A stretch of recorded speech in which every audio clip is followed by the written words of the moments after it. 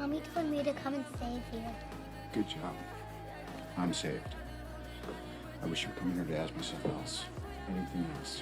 I'm honestly happy to see you guys. Oh, and look, the table's set for 6. Tony. I get it. And I'm happy for you. I really am.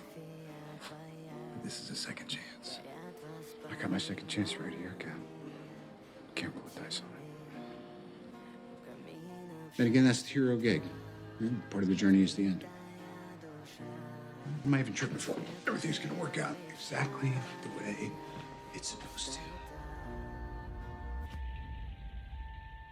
I love you 3000.